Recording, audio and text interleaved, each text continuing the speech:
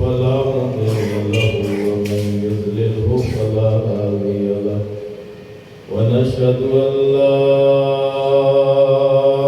إله إلا الله وحده لا شريك له ونشهد أن محمدا عبده ورسوله اللهم صل على محمد وعلى آل محمد كما صليت على إبراهيم وعلى آل إبراهيم إنك حميد مجيد اللهم بارك على محمد وعلى آل محمد كما باركت على إبراهيم وعلى آل إبراهيم إنك حميد مجيد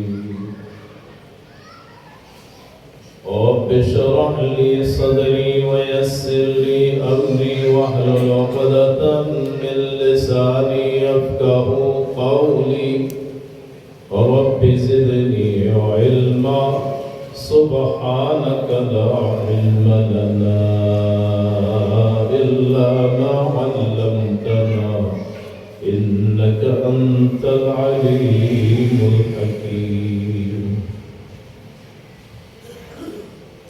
أما بعد فإن خير الحديث كتاب الله وخير الهدي هدي محمد صلى الله عليه وسلم وشر الأمور محدثاتها وكل محدثة بدعة وكل بدعة ضلالة وكل ضلالة في النار أعوذ بالله السميع العليم من الشيطان الرجيم بسم الله الرحمن الرحيم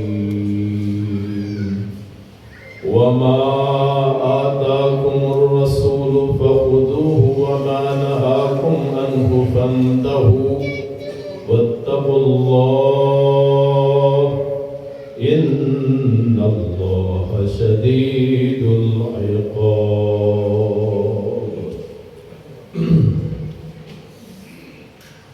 صدق الله صدق رسول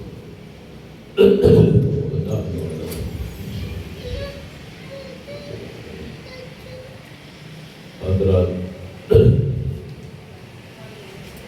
بزرگوں دوستوں بھائیوں اس کی آواز تھوڑی زیادہ کر دیں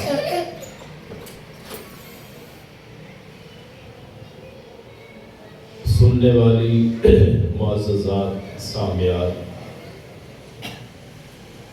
ماں بہنوں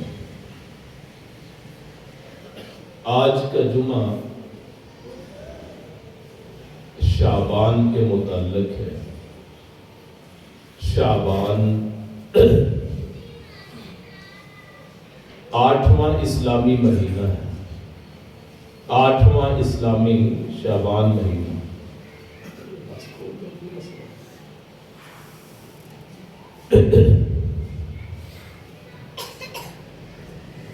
رمضان سے پہلے یہ مہینہ آتا ہے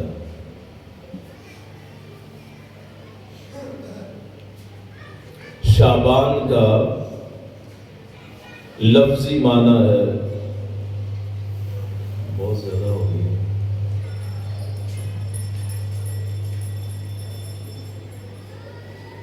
بکھرنا پھیلنا شعبان کا لفظی معنی ہے بکھرنا پھیلنا عرب لوگ اس مہینے میں چونکہ یہ رجب کے بعد آتا ہے اور 4 مہینے وہ حرمت والے ہیں رجب ذوالقعدہ ذوالحج اور محرم عرب لوگوں کی لڑائیاں بہت ہوتی تھی آپس میں چھوٹی چھوٹی بات پہ جھگڑا ہوتا تھا جیسے پتہ چلا ہے کہ آپ کے اس قصبے کے آپس میں لڑائی کی وجہ سے ایک بندے کی جان چلے گئی اور ایک زخمی ہے بھی ایک ہی برادری کے. کیا فائدہ ایسی زندگی کا جہاں آپ غصے میں آ کے کسی انسان کا قتل ہی کر دیں. چلو اس حد تک کہ غصہ آ گیا, لڑ پڑے, کوئی گالی گلوچ ہو گئی, کوئی تھپڑ لگا دیے, مکے لگ گئے, کسی کے گلے پڑ گئے, اس حد تک تو چلو بعد میں معافی تلافی بھی ہو جاتی اور برادری بھی ایک ہو. لیکن آپ انسان ہی ختم کر دیں کہ نہ آپ معافی کے طلبگار ہو.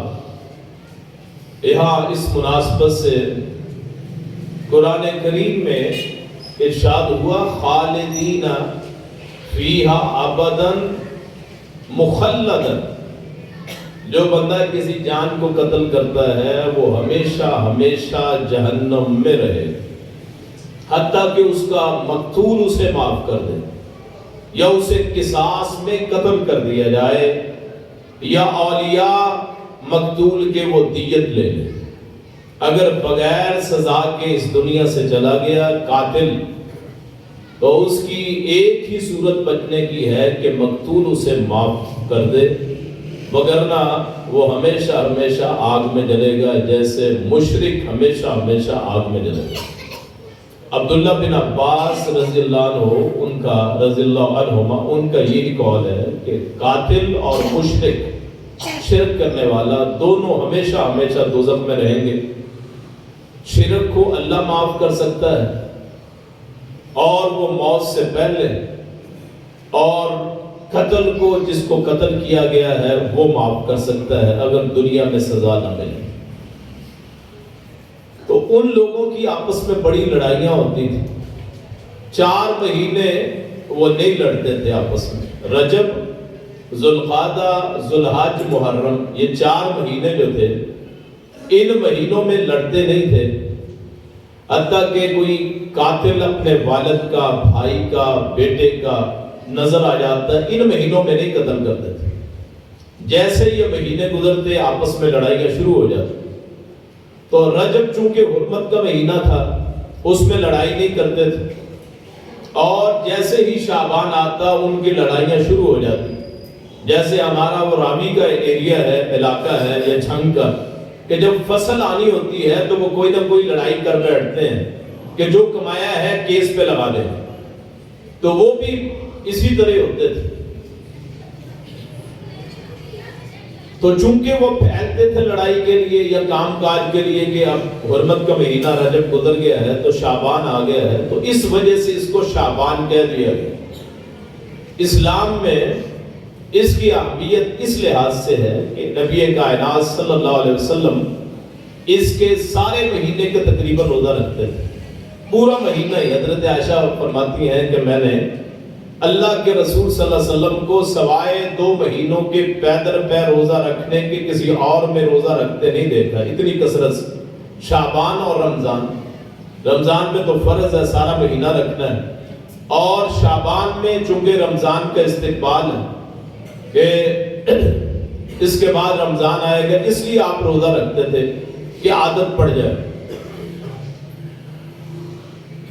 ایک حدیث میں آپ نے فرمایا کہ شعبان کے نصف کے بعد روزہ نہ رکھو, کیونکہ پورا اگلا مہینہ آپ نے روزہ رکھنا ہے. تو اپنے جسم کو تیار کرو رمضان کے لیے. کہ آپ مسلسل روزہ رکھیں گے تو آپ میں سکت اور طاقت نہیں رہے گی, جس وجہ سے آپ رمضان میں آپ کا ناغہ ہو سکتا ہے. تو اس لیے شعبان میں روزہ نہ رکھو, آپ کی حدیث. لیکن وہ افراد جو ہمیشہ روزہ رکھتے ہیں, مثلا چاندنی راتوں کے روزے 13, 14, 15 اسلامی لحاظ سے, کہ چاند کی راتیں ہیں اور اگلے دن ان کو چاند کے دن کہا جاتا ہے, روشنی کے دن.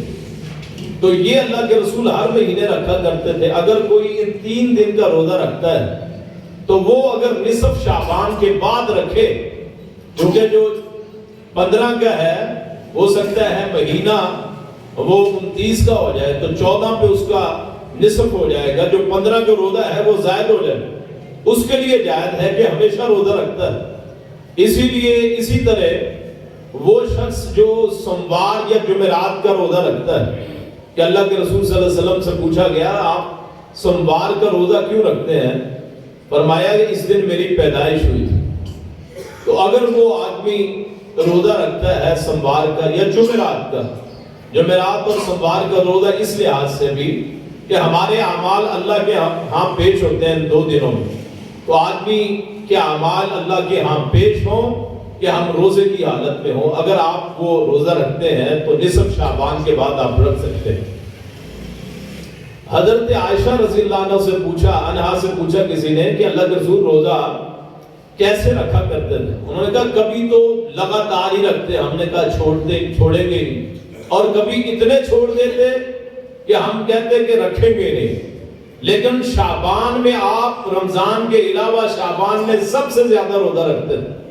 بسا اوقات ایسے ہوتا آپ مسجد سے تشریف لائے تو گھر آ کے پوچھتے جی کوئی چیز ہے، تو وہ کہتے اگر کہتے ہے چیز تو آپ کھا لیتے، وگرنہ اگر نہ ہوتی تو کہتے آج ہم روزہ رکھ لیتے ہیں.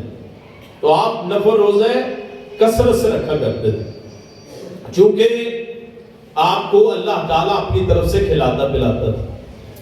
بعض چیزیں ایسی ہیں جن میں نبی کائنات صلی اللہ علیہ وسلم کو تخصیص حاصل ہے، باقی لوگوں سے خاص. مثلا نکاح آپ نے 9 یا 11 کیے ہیں، باقی جتنے ہیں وہ 4 ایک وقت میں کر سکتا ہے. اسی طرح آپ روزوں کا وصال کر لیتے تھے، یعنی روزے ملا لیتے تھے، مستقل روزے، سحری بھی نہیں کرنی، افطاری بھی نہیں کرنی، اگلے دن کا پھر روزہ رکھنا، پھر افطاری نہیں کرنی، پھر بغیر سحری کے روزہ رکھنا، اسے وصال کہتے ہیں. تو آپ وہ کر لیا کرتے تھے. صحابہ کرام نے آپ سے اجازت مانگی کہ آپ وصال کرتے ہیں، ہم بھی کریں گے. آپ نے کہا تم نہ کرو. تو انہوں نے کہا نہیں کہ ہم نے وصال کرنا ہے، یعنی روزہ ملانا ہے. تو آپ نے فرمایا کہ چلو رکھو. 1-2 دن کے بعد پھر آپ نے منع فرما دیا. آپ نے کہا مجھے میرا رب یطعمنی ویسقین، مجھے کھلاتا پلاتا ہے، تمہاری حالت یہ نہیں ہے. عبداللہ بن عمر بن عاص نے اللہ کے رسول سے پوچھا تھا اللہ کے رسول ہر روز میں روزہ رکھنا چاہتا ہوں. تو آپ نے فرمایا تھا کہ ہر روز روزہ نہ رکھو. لگا پھر میں 1 دن چھوڑ کے روزہ رکھوں. آپ نے فرمایا دنیا میں بہترین روزے رکھے ہیں حضرت داؤد علیہ السلام نے. 1 دن روزہ رکھتے تھے، 1 دن چھوڑتے تھے. بہترین عبادت انہوں نے کی ہے. نصف قیام کرتے تھے، نصف سوتے تھے. تو عبداللہ بن عمر بن عاص جب بوڑھے ہو گئے تو پھر افسوس کیا کرتے تھے کاش میں نے ضد نہ کی ہوتی کہ اب مجھ پہ بڑھاپے میں مجھ سے روزہ نہیں رکھا جاتا. تو اللہ کے رسول نے مجھے منع بھی کیا تھا کہ ہر روز روزہ نہ رکھا کرو، 1 دن چھوڑ کے وہ بھی نہ رکھا کرو. خیر وہ 1 دن چھوڑ کے روزہ رکھتے تھے. عبداللہ بن عمر بن عاص یہ بہت بڑے محدث ہیں جن سے بہت ساری احادیث آتی ہیں. تو شعبان میں نصف شعبان کے بعد عام طور پہ روزہ نہیں رکھنا چاہیے. اللہ کے رسول رکھا کرتے تھے، ان کے ساتھ یہ خاص تھا. اسی طرح آپ کے ساتھ خاص تھا کہ تہجد آپ پہ فرض تھی. تہجد اللہ کے رسول پہ فرض تھی. یا ایھا المزمل قم اللیل الا قلیلا، حکم دیا ہے نصفہ وانقص منہ قلیلا، آدھی رات کا قیام کیجئے، پوری رات کا قیام کیجئے، کم کر لیجئے. حضرت عائشہ کہتی ہے کبھی کبھی میں اللہ کے رسول کو دیکھتی آپ نماز پڑھتے ہو. کسی نے پوچھا تھا آپ کی رات کی نماز کیا ہوتی تھی؟ انہوں نے کہا آپ جس حصے میں بھی دیکھیں نماز پڑھ رہے ہوتے تھے، جس حصے میں دیکھیں آپ سو رہے ہوتے تھے. یعنی یہ اللہ کے رسول کے ساتھ خاص تھا. کبھی پہلے رات میں نماز پڑھ لی، درمیان میں سو گئے، پھر آخر میں نماز پڑھی. کبھی پہلے سوئے، درمیان میں نماز پڑھی، آخر میں سوئے. کبھی پہلے دوسرے حصے میں سوئے، آخر میں نماز پڑھ لی. تو پوچھا تھا حضرت عائشہ نے آپ سو کے اٹھ کے بغیر وضو کے نماز پڑھتے ہیں؟ آپ نے فرمایا میرا دل جاگتا ہے، آنکھیں سوتی ہیں. اللہ کے رسول کے ساتھ بعض چیزیں خاص تھیں. تو شعبان میں آپ بہت روزے رکھتے تھے. اسی طرح اگر کسی کے روزے رہ جائیں رمضان کے تو وہ شعبان میں اس کی قضا دے سکتا ہے، کیونکہ رمضان کے پورے مہینہ آگے آنا ہے تو پہلے جو پچھلے روزے ہیں ان کی قضا اس مہینے میں ہو جائے. حضرت عائشہ کہتی ہیں جو میرے روزے رہ جاتے تھے رمضان میں وہ میں اس مہینے میں یعنی شعبان میں رکھتے ہیں. تو شعبان یہ روزوں کے اعتبار سے اس کی بہت فضیلت ہے. لیکن ہمارے ہاں کیا بتایا جاتا ہے جی بس نصف وہ شعبان کی رات یا اس کا روزہ. آپ کسی سے نہیں سنیں گے کہ رمضان کے شعبان کے روزے، وہ سنیں گے جی 15ویں شعبان کا روزہ، 15ویں شعبان کی رات کی عبادت، 15ویں شعبان کا روزہ. بس یہی آپ کو بتائیں گے جتنے باعثین ہیں جتنے مقرر ہیں. حالانکہ اس کی ایک بھی روایت صحیح نہیں، نہ اس رات کا قیام نہ اس کے دن کا روزہ، بناوٹی باتیں. اور جو آیات پڑھی جاتی ہیں مثلا سورہ دخان کی آیات لوگ پڑھتے ہیں، تیسری آیت پڑھتے ہیں اِنَّا أَنزَلْنَاهُ فِي لَيْلَةٍ مُبَارَكَةٍ إِنَّا كُنَّا مُنذِرِينَ فِيهَا يُفْرَقُ كُلُّ أَمْرٍ حَكِيمٍ أَمْرًا مِّنْ عِندِنَا إِنَّا كُنَّا مُرْسِلِينَ رَحْمَةً مِّن رَّبِّكَ إِنَّهُ هُوَ السَّمِيعُ الْعَلِيمُ. یہ آیات پڑھی جاتی ہیں کہ 15 شعبان کی رات اللہ تعالیٰ نے قرآن کو نازل کیا. یہ پڑھی جاتی ہے. حالانکہ ذرا بند کر سورہ قدر 30ویں پارے میں اللہ تعالیٰ فرماتے ہیں اِنَّا أَنزَلْنَاهُ فِي لَيْلَةِ الْقَدْرِ لَيْلَةُ الْقَدْرِ خَيْرٌ مِّنْ أَلْفِ شَهْرٍ تنزل الملائکۃ والروح فیہا بإذن ربہم من کل امر سلام ہی حتی مطلع الفجر. اسی طرح سورہ بقرہ میں اللہ فرماتے ہیں شہر رمضان الذی انزل فیہ القرآن، رمضان کا وہ مہینہ ہے جس میں قرآن اتارا گیا. یہ جو آیات 15ویں شعبان کے بارے میں پڑھی جاتی ہے یہ دراصل یہ رمضان کے بارے میں، رمضان میں قرآن نازل ہوا، شعبان میں قرآن نازل نہیں ہوا. اور پھر یہ کہنا کہ اس رات میں لوگوں کی تقدیروں کے فیصلے ہوتے ہیں. اللہ تعالیٰ اس رات میں نزول فرماتے ہیں آسمان دنیا میں. اس رات میں 1000 رکعت کی نماز پڑھنا جیسے صلاۃ الفیہ کہتے ہیں، یا 100 رکعت کی نماز پڑھنا، بعض کہتے ہیں 12 رکعتیں پڑھنا، بعض کہتے ہیں 14 رکعتیں پڑھنا. پھر چراغاں کرنا، قبرستان کو جانا، وہاں جا کے دعائیں کرنا، حاجات کرنا. اور اس میں یہ روایت بیان کرتے ہیں کہ حضرت عائشہ نے فرمایا کہ میں نے ایک رات اللہ کے رسول کو گم پایا تو میں نے دیکھا آپ جنت البقیع میں تھے.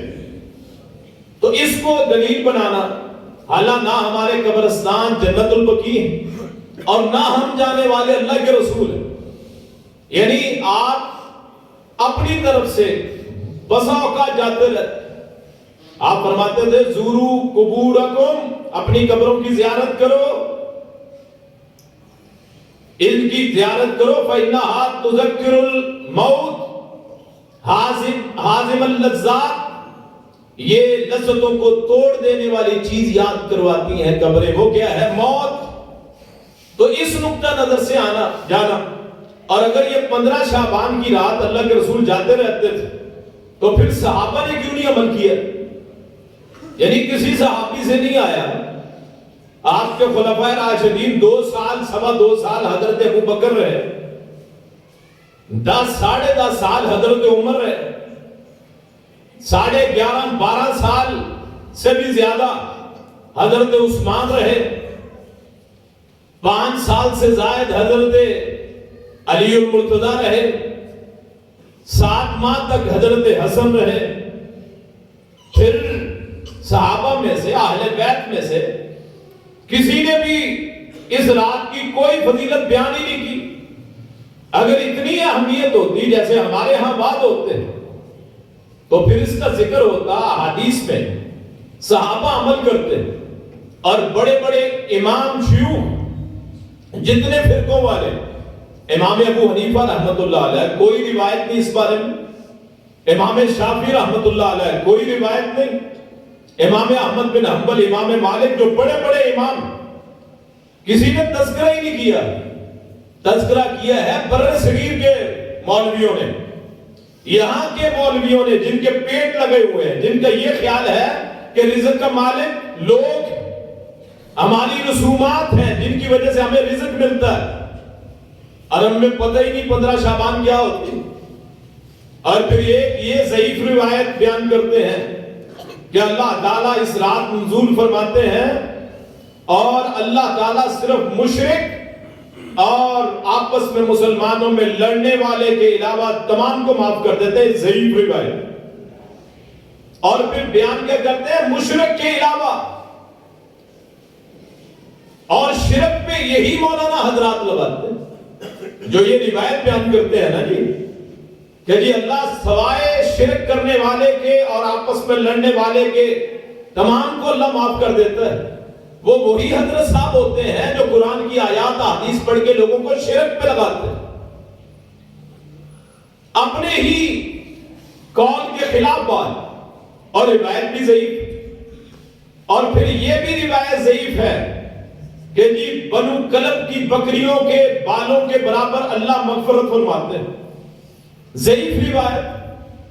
اور اس کو پورا سہارا بنا کے ایسی بدعات کا ایسا ذخیرہ اکٹھا کر دیا، اور موضوع کو کہتے ہیں جی موضوعات شریف، موضوعات شریفہ کہتے ہیں، بناوٹی باتیں، جھوٹی باتیں، جھوٹی احادیث گڑھ کر کے لوگوں کو سناتے ہیں۔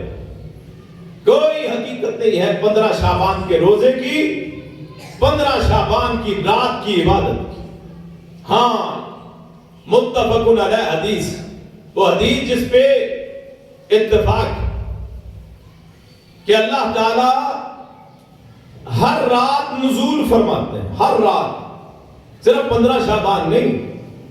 اللہ کے رسول نے فرمایا ینزل ربنا تبارک و تعالی کل لیلۃ حین یبقى ثلث اللیل الاخر، آخر کہ اللہ تعالی ہر رات آسمان دنیا پہ آتے ہیں، الی السماء دنیا، بالکل متفق لفظ ہے کہ ہر رات اللہ تعالیٰ آسمان دنیا پہ نزول فرماتے ہیں۔ جب رات کا آخری ثلث رہ جاتا ہے، آخری تیسرا حصہ، مثلا آج کل رات شروع ہوتی ہے، آپ یوں سمجھ لیں کہ 9 بجے جو عصر رات ہے، اور یہ رات شروع ہوتی ہے جب شفق کی سرخی غائب ہو جاتی ہے۔ آپ سورج کے غروب ہونے کے بعد دیکھیں گے سرخی ہوتی ہے، وہ جب غائب ہوتی ہے اس وقت سے رات کی ابتدا ہوتی ہے، مغرب سے ابتدا نہیں ہوتی۔ ابتدا ہوتی ہے رات کی ابتدا، وہ ہوتی ہے جب یہ سورج یہاں غروب ہوتا ہے، یہاں جو سرخی ہوتی ہے اس کے غائب ہونے کے بعد، اس وقت جب ہم عشاء کی اذان کرتے ہیں مثلا، اس وقت سے لے کے آج ہوتا ہے تقریباً 5:30 بجے تک یا 5:15 تک، یہ وقت ہوتا ہے رات کا کہ جب آپ رب کے سامنے رجوع کرتے ہیں، تو یہ تقریباً بنتے ہیں 8.5 گھنٹے یا 8 گھنٹے۔ اب اس کا تیسرا حصہ بنا لیں، جو آخری تیسرا حصہ ہے، اس رات میں اللہ تعالیٰ ہر روز نزول فرماتے ہیں، ہر روز اترتے ہیں۔ یہ 15 شعبان کے ساتھ خاص نہیں، اور اس وقت اللہ تعالیٰ فرماتے ہیں حل من یستغفر لی فاغفر لہ، کون ہے جو مجھ سے بخشش مانگے میں اس کے لیے بخشش کر دوں، کون ہے جو مجھ سے سوال کرے من دعانی فاجیب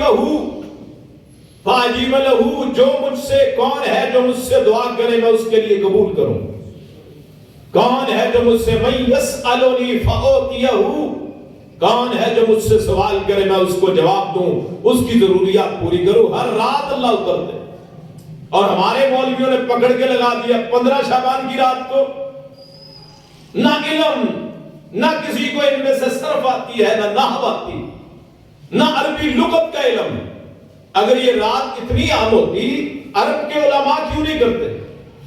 یعنی صرف بر صغیر میں، چونکہ عوام جاہل ہے، اولئک کالانعام لوگ تو جانوروں کی طرح ہوتے ہیں، پتہ ہی نہیں ہوتا، مولوی عذاب کی آیات پڑھتے ہیں اور لوگ سبحان اللہ کہتے جاتے ہیں کیونکہ لغت نہیں آتی، اور اس کا فائدہ یہ لوگ اٹھاتے ہیں جو دراصل مداری قسم کے لوگ کہ صرف قرآن حفظ کیا ہوتا ہے اور اسے ہم اپنا امام بنا لیتے ہیں اور اس کے پاس علم نہیں ہوتا، سنی سنائی سینہ بسینہ علوم، یہ طریقت کا جو سلسلہ چلایا لوگوں نے کہ جی شریعت وہ ہے جو آپ قرآن و حدیث بیان کرتے ہیں، میں جو آپ کے سامنے آیات پڑھتا ہوں، اور طریقت وہ ہے جو بزرگوں نے بتایا۔ گویا بزرگوں کا علم قرآن حدیث کے علاوہ ہے، جو اس کے علاوہ ہو تو ویسے ہی باطل ہے۔ اگر طریقت کی یہ تعریف ہے کہ جی قرآن و حدیث کے علاوہ شریعت وہ ہے جو قرآن و حدیث اور طریقت وہ ہے جو بزرگوں کی باتیں، تو وہ بزرگوں کی باتیں اللہ نے کب نازل کی؟ خود ہی اپنے آپ پہ لاگو کر لیں۔ پیٹ کے دندے ہیں بھائی اور کوئی مسئلہ نہیں، پیٹ کے دندے، وہ جی پھر جانا قبرستانوں کو، اور پھر مرد و زن کا جانا، عورتوں کا جانا۔ رسول اللہ صلی اللہ علیہ وسلم نے لعنت فرمائی ہے کہ جو عورتیں کثرت سے قبرستان جاتی، خاص طور پہ رات کو جانا، لعنت فرمائی اللہ کے رسول صلی اللہ علیہ وسلم نے ان عورتوں پہ جو قبروں کی زیارتیں کرتی۔ ہاں کسی کا بھائی فوت ہو گیا، کسی کا خامد فوت ہو گیا، کسی کا والد فوت ہو گیا، بیٹا فوت ہو گیا، کوئی رشتہ دار قریبی فوت ہو گیا، تو اس کی قبر کی چلو دعا کے لیے چلا جائے، کوئی عورت چلی جائے، کوئی حرج نہیں، بیٹی بہن ماں بیوی چلی جائے، کوئی حرج نہیں، کبھی دعا مانگنے کے لیے۔ لیکن یہ ذہن رکھے کہ روحیں عادل ہوتی، اور اگر ہم چراغاں نہ کریں یا رسمیں نہ کریں تو وہ گھر کی دیواروں کو آ کے چاٹتی، اور اسی لیے خوابوں کی بنیاد پہ سارے اس قصے کہ میرے خواب میں تیرے والد آئے تھے، مولوی صاحب کو آ کے سناتے ہیں نا کہ مولوی صاحب سناتے ہیں کہ تیرے والد میرے خواب میں آئے تھے، جسم پہ کپڑا نہیں تھا، پاؤں میں جوتا نہیں تھا، کتنی کہانیاں۔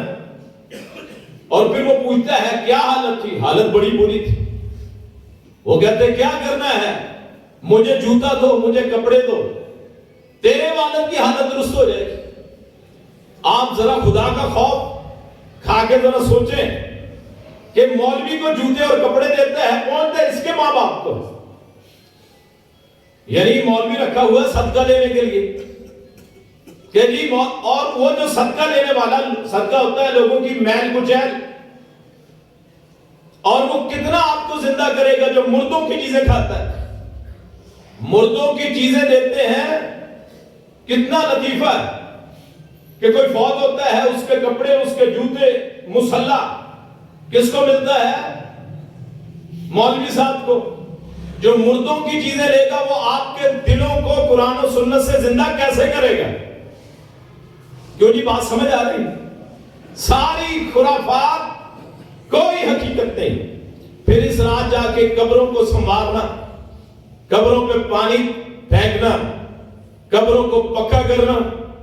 رسول اللہ صلی اللہ علیہ وسلم نے فرمایا کہ قبروں پہ جانا اس لحاظ سے کہ ان پہ مجاور بننا اور ان کو چونا گچ کرنا، قبروں کو پکا کرنا۔ رسول اللہ نے فرمایا یہود و نصارہ کے کاموں میں سے پرانے لوگ کہ جب ان میں کوئی نیک آدمی فوت ہو جاتا وہ اس کی قبر پہ مسجد بنا لیتے، ان کو واسطے بناتے۔ فرمایا یہ بدترین مخلوق، اولئک شرار الخلق، یہ بدترین مخلوق، جانوروں سے بھی بدتر، خلق میں صرف انسان نہیں، دنیا جہان کی ہر چیز آتی، کتوں سے بدتر، سوروں سے بدتر، جو دنیا میں پایا جاتا ہے تمام سے گندے ترین وہ لوگ جو قبروں کا دھندا کرتے ہیں، قبروں پہ بیٹھتے ہیں، قبروں کی چادریں بیچتے خریدتے۔ یعنی اسلام اس لیے آیا کہ ہم اسے تماشا بنا لیں، اسلام اس لیے آیا کہ کوئی مر جائے تو اس کی قبر کے واسطے ڈالو، اس سے مانگو، مرادیں کرو، راتیں پوری پوری وہاں گزارو، پھر یہ کہنا کہ روحیں واپس آتی۔ سورہ مومنون میں اللہ فرماتے ہیں کہ ہرگز کوئی روح واپس نہیں آ سکتی، کوئی بھی روح واپس نہیں آ سکتی۔ کلا انہا کلمۃ ہوا قائلھا، وَمِن وَرَائِهِمْ بَرْزَخٌ إِلَىٰ يَوْمِ يُبْعَثُونَ کہ لوگوں کے منہوں کی باتیں، جو چلا گیا اس کے اور ہمارے درمیان ایک پردہ ہے جسے قبر کہا جاتا ہے، اور اس پردے نے اس وقت ہٹنا ہے جب قیامت قائم ہوگی، لوگ اٹھائے جائیں گے۔ ہمارے روحوں کے نام پہ کتنے دندے چلتے ہیں، وظیفے پڑھ پڑھ کے کہتے ہیں روحیں ان کو اکٹھی کرو، روحیں پھر حالات بتائیں، قسمتوں کے فیصلے ہوں۔ قرآن کریم کہتا ہے ان الابرار لفی نعیم، قرآن کریم کہتا ہے، سورہ مطففین میں اللہ کہتا ہے کہ ان الابرار لفی علیین، نیک لوگوں کی روحیں علیین میں ہوتی ہیں، ان الفجار لفی سجین، جو برے لوگ ہوتے ہیں ان کی روحیں سجین مقام۔ جب آدمی کی روح نکلتی ہے تو روح آدمی سے آپ دیکھتے ہیں کہ آدمی کی آنکھیں کھلی رہتی ہیں، دراصل وہ اپنی روح کو دیکھتا ہے۔ وہ جنتی فرشتے جنتیوں کی روحیں اور دوزخی فرشتے دوزخیوں کی روحیں لے کے جاتے ہیں چادروں میں لپیٹ کے، اور وہ سیدھی پہنچا دی جاتی ہیں۔ اب ہمارا اور ان کا معاملہ ختم، جب ہم مر گیا آدمی ہمارا اور اس کا رشتہ ختم، خاوند فوت ہوا، بیوی بیوہ، مورث فوت ہونے والا اس کے ہم وارث، اگر اس کی حیات ہے تو وارث کس کا بنا جاتا ہے؟ بیوی وہ بیوہ کیوں ہوتی؟ یہ عقل ہے نا، جب آپ عقل پہ غور کریں گے، قرآن و حدیث کے دلائل ساتھ رکھیں گے تو سمجھ آ جائے گی سارا کھانے پینے کا چکر ہے، کوئی روح نہیں آتی، سارا ہی خرافات۔ قرآن کریم میں کوئی ایک مقام ایسا نہیں ہے جہاں یہ ثابت ہو کہ کوئی روح کا تصور ہے مرنے کے بعد۔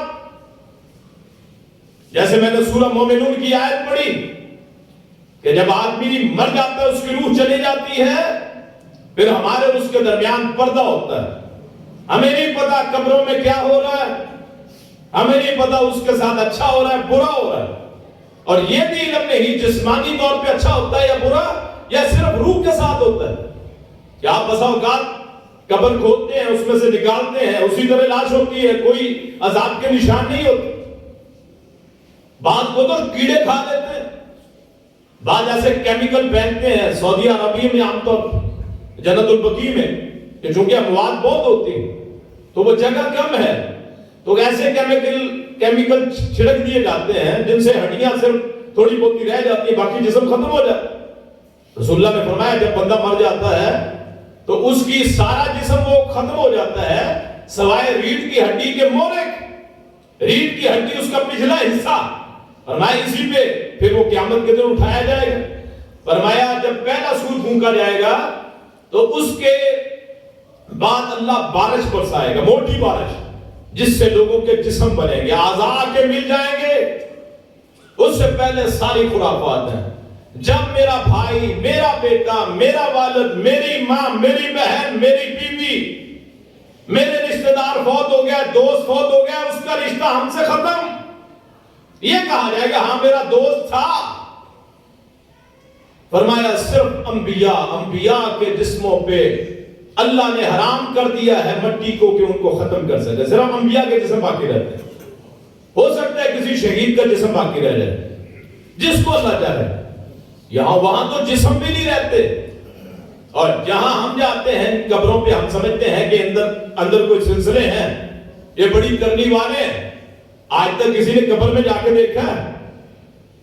جب میں نے اور آپ نے دیکھے نہیں اندر کیا ہے، پھر یہ عقیدہ بنا لینا کہ اندر کوئی نہ کوئی معاملات، پھر اس کی بنیاد پہ یہ دن رکھے جاتے ہیں۔ کوئی کہتا ہے محرم کی 10 تاریخ کو آتے ہیں، کوئی کہتا ہے جی 12 ربیع الاول کو آتے ہیں، وہ کہتا ہے پورے ربیع الاول میں آتے رہتے ہیں، کوئی اللہ کے رسول کی پیدائش کا مہینہ، کوئی کہتا ہے نہیں جی رمضان میں آتے ہیں، روحیں آتی ہیں، کوئی کہتا ہے شعبان میں آتے ہیں، کوئی کہتے ہیں جی ذوالحج میں آتے ہیں۔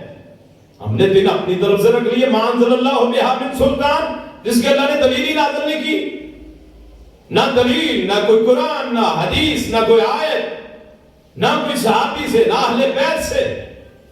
میرے بھائی دین کوئی موم تو نہیں ہے جس طرف جہاں موڑ لیا، دین تو وہ ہے جو محمد رسول اللہ پہ اللہ نے نازل فرمایا صلی اللہ علیہ وسلم۔ اتنی رسومات آپ سوچئے کہ اللہ کے رسول فرماتے ہیں من احدث فی امرنا ھذا ما لیس منہ فہو رد، جس نے ہمارے دین میں کوئی نیا کام کیا جس کی دلیل نہ ہو تو وہ مردود.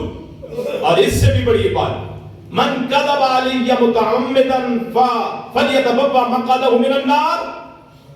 جو بندہ محمد کریم صلی اللہ علیہ وسلم پہ جان بوجھ کے جھوٹ بولے وہ اپنا ٹھکانہ جہنم میں بنا لے. اور حضرت عائشہ نے فرمایا جو بندہ یہ کہے کہ اللہ کے رسول صلی اللہ علیہ وسلم نے کوئی چیز چھپائی ہے تو اس نے اللہ کے رسول پہ بہتان باندھا ہے، جھوٹ باندھا ہے.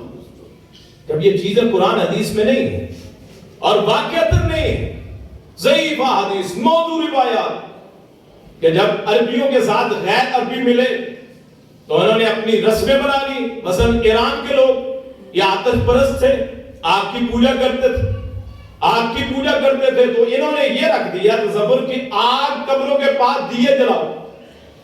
آپ کو پتہ دیے کیوں جلاتے ہیں؟ اسی لیے، اور جس کا دل روشن ہو اس کو ان دیوں کی ضرورت ہوتی نہیں. جو یہاں سے روشن ہو کے جائے نا، جس کے دل میں اللہ کی محبت ہو، رسول اللہ کا پیار ہو، ساری زندگی رسول اللہ کے مطابق گزاری، رسموں سے دور رہا، نمازوں کے قائل ہو، فائل ہو، روزے رکھتا ہو، زکات دیتا رہا ہو، صدقات خیرات کرتا رہا ہو، حج اگر استطاعت کر لیا ہو، عمرہ کر لیا ہو، کسی کا حق نہ مارا ہو، دل روشن، قرآن پڑھ کے گیا، حدیث پڑھی، اس دل میں نور، قبر منور روشن. ان کو ان دیوں کی ضرورت نہیں ہوتی. دیوں کی ضرورت وہاں ہوتی ہے جہاں دل کالے ہوں، قبروں میں اندھیرے ہوں. یہ ہم بتلانے کے لیے کہ قبر میں روشنی نہیں ہے اس لیے ہم کرتے ہیں. یہ ایران کے لوگ جب اسلام کے ساتھ ملے تو انہوں نے یہ تصور دے دیا کہ قبروں پہ دیے جلایا کرو، اور ہم نے اسے ثواب کا باعث سمجھ لیا. تیل رکھا ہوتا ہے، منت مانی ہے، وہاں تیل رکھتے ہیں جی اور آگ جلائی جائے، دیا جلایا جائے. عام طور پہ جمعرات کو کرتے ہیں، اسی لیے مانگنے والے بھی کہتے ہیں آج جمعرات ہے صدقہ کرو. کتنی خرافات، کتنی رسومات اور وہ شامل کی اسلام کے دشمنوں نے. میں یہاں آپ کو ایک بات بتانا چاہتا ہوں کہ ایران جس کی 1000 سال تک آگ نہیں بجھی تھی، سپر پاور اپنے وقت کی، سپر پاور، اور روم لازوال تاریخ، بڑے بڑے لوگ، ان کو جب اسلام نے شکست دی، اور تیسرا یہود، قوم یہود کہ جو اپنے آپ کو کہتے ہیں چوزن پیپل، اللہ نے پسند کر لیا، انی فضلتکم علی العالمین، کہ ہم انبیاء کی اولاد. جب ان کو مدینے سے نکالا، یثرب سے، ادھر ایران فتح ہو گیا، روم فتح ہو گیا. اس سے پہلے نہ کوئی رسم تھی نہ کوئی روایت. یہ جو ہم مرگ پہ کرتے ہیں، تیجا، ساتہ، قرآن خوانی، 40واں 20واں برسی، کہاں سے آئی؟ کسی حدیث کی کتاب میں نہیں. اللہ کے رسول کی 3 بیٹیاں زندگی میں فوت ہوئی، 3 بیٹے فوت ہوئے. کوئی ایک ثابت کرے 70 پہ دعا مانگتے ہیں، جب بچھایا جاتا ہے نا چوکھٹ پہ تو اس پہ 3 دن بلکہ جب آتا ہے کرو جی دعا، منہ میں حکا ہوتا ہے، سگریٹ ہوتی ہے، سید پہ رکھتے ہیں، دعا کرتے ہیں.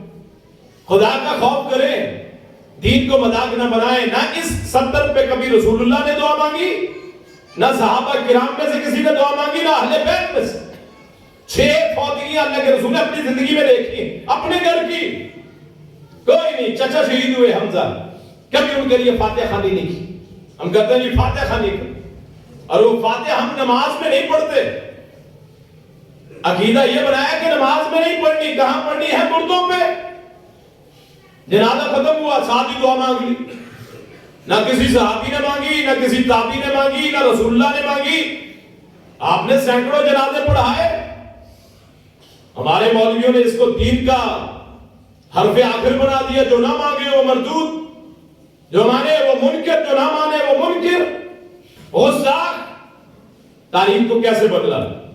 اور بعض لوگ ان کو یہ باتیں اچھی نہیں لگتی، کہتے ہیں وہی کسی پٹی تقریریں، وہ پرانے قصے کہانیاں. اگر کسی نبی کا بھی قصہ سنیں گے تو اس لحاظ سے کہ لطف اٹھانے کے لیے یہ قصہ یوسف بیان کر دو. حضرت یوسف کا حسن کتنا تھا، کبھی کسی نے نہیں دیکھا کہ ان کی پاک دامنی کیسی تھی. حضرت موسیٰ کے منہ سے وہ جی عصا، وہ جی عصا پھینکتے تھے تو سانپ بن جاتا تھا. کسی نے یہ نہ سوچا وہ قوت دینے والی ذات کون سی. کس سے سارے سنے لیکن ان سے سبق حاصل نہ کیا. آج بھی ہم جب یہ بیان کرتے ہیں بہت سے لوگ یہاں بھی میرے بھائی ہیں بھائی ساری میرا عقیدہ ہے جو کلمہ گو ہے وہ مسلمان اللہ تعالیٰ اس کے کلمہ اگر دل سے پڑھا ہے من قال لا الہ الا اللہ خالصا من قلبہ دخل الجنہ اگر اس نے شرک نہ کیا ہو اللہ تعالیٰ اسے جنت میں داخل کرے گا. لیکن یہ باتیں ہمارا کرنا فرض. اگر ہم ایسے ہی آئے آپ ایسے چلے جائیں آپ کہیں جس سے انتشار پھیلتے ہیں ان باتوں سے تو میرے بھائی نہ تقریر کا کوئی فائدہ نہ جمعوں کا کوئی فائدہ ہے نہ عبادات کا فائدہ. اگر آپ کے عقائد درست نہ ہو اگر انہی رسم و رواجوں پہ چل رہا ہے وہی رسم و رواج آپ ہندوؤں کے جا کے دیکھیں کہ وہ رسمیں کرتے ہیں بھجن گاتے ہیں. ہم نے قرآن خوانی رکھ لی یہ کلمہ شہادت کہتے ہوئے گزرنا ساتھ ساتھ کلمہ شہادت.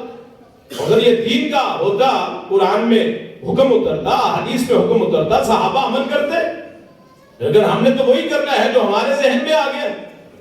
اور پھر اس سے بھی بڑی بات جو میں کہنے لگا کہ میں نے پہلے بھی کہا اور آج بھی ایک جنازہ اٹھا ہے اس کا آج جنازہ ہوگا تو آپ دیکھیں گے کتنی بڑی گستاخی ہونی. معاف کیجئے گا اگر کسی کو میری بات اچھی نہ لگے لہجہ اچھا نہ لگے لہجے کو چھوڑے بات اچھی ہے کہ نہیں بات اگر صحیح ہے تو اسے قبول کر لے نہیں ہے تو چھوڑ دے. کہ آپ وہاں کلمے والی چادر بچھاتے ہیں مردے کے جسم اور اس کی شرمگاہ میں بھی گزرتی ہے وہ چادر اس کے پاؤں میں بھی پڑتی ہے تو آپ اور میں چپ ہو جاتے ہیں صرف اس لیے مسلط ہے. وہ جنازہ پڑھانے والا وہ امام وہ نہیں کہہ سکتا اس کو پتا اگر بات کہی تو میری چھٹی مسجد سے چھٹی کہ اگر ہم یہ رسومات بیان نہ کریں یہ مولوی حضرات یہ پیر و مرشد جو بڑے بڑے پھرتے ہیں یہ نام نہاد ملا اگر بیان نہ کریں یہ رسومات تو انہیں مسجدوں سے فارغ کر دیا جاتا ہے. آپ سے التماس قبر آپ کی اور میری اپنی اپنی رزق کا مالک اللہ کوئی کسی کو کچھ نہیں دے سکتا. آئیے آواز اٹھائیے کسی جنازے پہ وہ کرنے والی چادر چاروں کل والی چادر دیکھیں تو اسی وقت کہیں بھی بھائی گستاخی ہو رہی. اور جیسے قرآن کریم کا لباس کوئی نہیں پہن سکتا کلمے کا لباس کوئی نہیں پہن سکتا تو وہ مردے کے اوپر کیوں دی جاتی ہے. اگر زندگی میں کوئی پہن لے شرمگاہ کے اوپر تو ہم کیا کہیں گے گستاخی ہے کہ نہیں. زندگی میں گستاخی ہے وہ کیسا ہمارا احترام ہے جو مرنے کے بعد اس کو جائز قرار دیتا ہے. کیونکہ بات صحیح ہے کہ غلط بات یہ سننی چاہیے کہ نہیں. اس پورے مہینوں کو ہم نے رسم و رواج میں گزار دیا. یہ جی شب برات ہے جی فلاں ہے من گڑت کوئی شب برات کا تصور نہیں ہے. ذہن میں رکھیے من عامل عملا صالحا جس نے اچھا عمل کیا فلہ الجزاء الحسنى اس کے لیے اچھا بدلہ ہو. اما من ثقلت موازینہ فهو فی عیشۃ راضیہ جس نے اچھے عمل کیے وہ عیش میں ہوگا راضی عیش. اما من خفت موازینہ فامہ ہاویہ وما ادراک ما ہی نار حامیہ اور جس کا پلڑا اس دن ہلکا ہو گیا نیکیاں کم ہو گئی گناہ زیادہ ہو گئے وہ حاویہ اس کا ٹھکانہ. حاویہ کیا ہے قرآن کہتا ہے نار ہے آگ ہے انتہائی گرم آگ. میرے بھائی رسم و رواج کو چھوڑیں میرے بھائی فرقوں کو چھوڑیں میرے بھائی آخر میں یہی کہتا ہوں جتنے فرقے بن چکے خدا کا واسطہ ہمارا میں نے بارہا کہا کسی مسجد پہ نہ لکھے یہ آل حدیث کی مسجد کسی مسجد پہ نہ لکھے یہ بریلوی مکتبہ فکر کی مسجد ہے کسی مسجد پہ نہ لکھے یہ دیوبند کی مسجد ہے کسی مسجد پہ نہ لکھے یہ شیعہ کی اہل تشیع کی مسجد ہے. میرے بھائی اسلام ایک قرآن ایک اللہ ایک دین ایک نبی ایک. جب وہ ایک ہے تو ہم ایک کیوں نہیں. ہم کون ہوتے ہیں فرقے بنانے والے سہروردیہ جی قادریہ جی چشتیہ جی فلاں فلاں نقشبندیہ جی آل حدیث دیوبند بریلی تو خدا کا واسطہ امت پہ کڑا وقت آتا ہے تو ساروں کو کاٹ دیا جاتا ہے. اور یہاں مولوی اس لیے لڑتے مرتے میرا فرقہ سچا وہ کہتا میرا فرقہ سچا کہتا میری جماعت سچی وہ کہتا میری جماعت سچی. آپ عوام نے اٹھنا ہے آپ لوگوں نے اٹھنا ہے کہ کیا صحیح ہے کیا غلط. اپنے علماء سے سوال کریں مولوی صاحب فرقوں کا نام استعمال نہ کریں. اہل سنت نہ کہیں پتہ نہیں آپ سنت کے اہل ہیں کہ نہیں، اہل حدیث نہ کہیں ہو سکتا ہے آپ حدیث کے اہل نہ ہوں۔ یاد رکھیے قرآن نے نام رکھا ہوا سماکم المسلمین، اللہ تعالیٰ نے نام مسلمان رکھا ہے۔ اللہ اسی پہ زندگی دے، اسی پہ موت دے، اللہ اسی عقیدے پہ قیامت کے دن اٹھائے۔ آخر دعوانا الحمدللہ رب العالمین۔